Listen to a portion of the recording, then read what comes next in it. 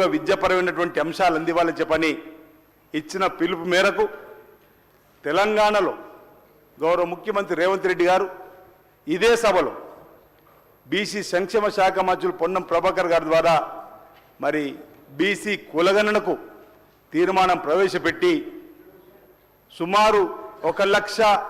పైన ప్రభుత్వ ఉద్యోగులతోటి శాస్త్రీయ పద్ధతుల్లో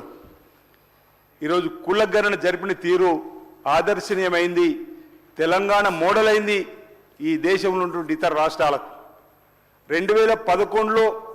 దేశ జనాభా లెక్కించి తదుపరి దేశ జనాభా లెక్కల్లో రాని సందర్భం ఈ 2020లో ఏదైతే కేంద్ర ప్రభుత్వం దేశ జనాభా లెక్కలు జరిపినప్పుడు ఈ తెలంగాణలో జరిపినటువంటి బీసీ కులగణనకు సంబంధించినటువంటి దాన్ని మోడల్గా తీసుకొని దేశవ్యాప్తంగా కూడా కులగణన చేయవలసినటువంటి అవసరం ఉందన్నమాట ఈ సందర్భంగా చెబుతూ ఈరోజు క్యాబినెట్లో చర్చించి అసెంబ్లీలో కూడా చర్చలోకి తీసుకొని వచ్చి ఆనాడు ఎన్నికల కంటే ముందు మేము కామారెడ్డిలో బీసీ డిక్లరేషన్లో 42% ఇస్తామనేటువంటి మాటకు అనుగుణంగా రాజకీయ విద్య ఉద్యోగ పరంగా కూడా 42% బీసీలకు ఇవ్వాలని చెప్పని ఓ శాశ్వత నిర్ణయం చారిత్రక నిర్ణయం తీసుకొని ముందుకు పోతున్న అంశాన్ని కూడా ఈ సందర్భంగా ఇక్కడ చెప్పడానికి గర్వపడుతున్నామని చెప్పిన మాట సందర్భంగా చెబుతూ ఈరోజు ఈ అంశంలో కూడా కొన్ని విమర్శలు చేస్తున్నప్పటికీ అసలు ఇప్పటివరకు లెక్క ఎక్కడ కూడా పక్కాగా లేని సందర్భంలో బీసీల కులగణన ద్వారా 56.33% ఈరోజు లెక్క తేలిన సందర్భంలో దానికి అనుగుణంగా భవిష్యత్తులో ఆ వర్గాలకు ప్రభుత్వాల పక్షాన వచ్చేటువంటి రాయితీలు కానీ వచ్చేటువంటి ఉపాధి కానీ వచ్చేటువంటి న్యాయం చేసేటువంటి కార్యక్రమాలకు సహకారం అందించాల్సింది పోయి ప్రతిపక్షానికి సంబంధించినటువంటి బీఆర్ఎస్ కానీ బీజేపీ కానీ అక్కడక్కడ విమర్శించిన తీరును సరికాదని మాట సందర్భంగా చెబుతూ అసలు బీసీ కులగణన జరుగుతుంటే వైపు బాధ్యత గల ప్రతిపక్ష నేతగా ఉన్నటువంటి కేసీఆర్ గారు కానీ ఈ సభలో ఉన్నటువంటి ఇతర పెద్దలు ప్రతినిత్యం మాట్లాడేటువంటి హరీష్ రావు గారు కానీ కేటీఆర్ గారు కానీ అసలు ఈ బీసీ కులగణనలో పాల్గొనకపోవడాన్ని ఏమన్నా అధ్యక్షాన్ని అడుగుతా ఉన్నా. ఈరోజు బలిన వర్గాలపైన ఇంత చిన్న చూపాన్ని మేము అడుగుతున్నాం.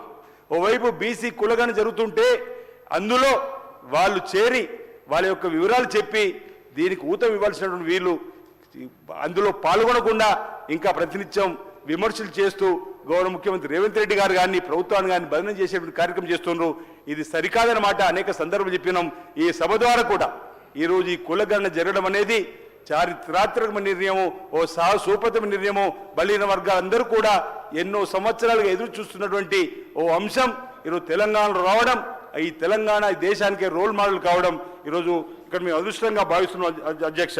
అదేవిధంగా ఉన్నటువంటి భారతీయ జనతా పార్టీకి సంబంధించినటువంటి మిత్రులు కూడా ఈరోజు చిత్తశుద్ధితోటి ఏదైతే 42% రిజర్వేషన్ ఇవ్వాలని చెప్పి మేము అనుకుంటున్నామో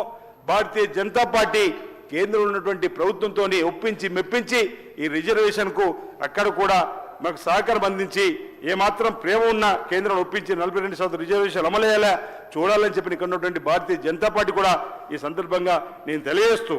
ఈరోజు అన్ని విధాలుగా బలహీన వర్గాలకు సంబంధించిన వారికి న్యాయం జరపాలని చెప్పిన ఆలోచనతోనే ఈ ప్రభుత్వం ముందుకు పోతున్న మాటలు చెప్తూ ఈ అంశంలో బలహీన వర్గాలకు సంబంధించిన వాడిగా మా ముఖ్యమంత్రి రేవంత్ రెడ్డి గారికి సర్వదా రుణపడి ఉంటామన్న మాట సందర్భంగా నేను తెలియజేస్తూ సర్వేలో పాల్గొన్న వారి కోసం కూడా రెండోసారి కూడా మళ్ళీ 10 రోజులు కూడా అవకాశం ఇచ్చినటువంటి సందర్భాన్ని కూడా గుర్తు చేస్తూ ఈరోజు ఈ తెలంగాణ రోల్ మోడల్గా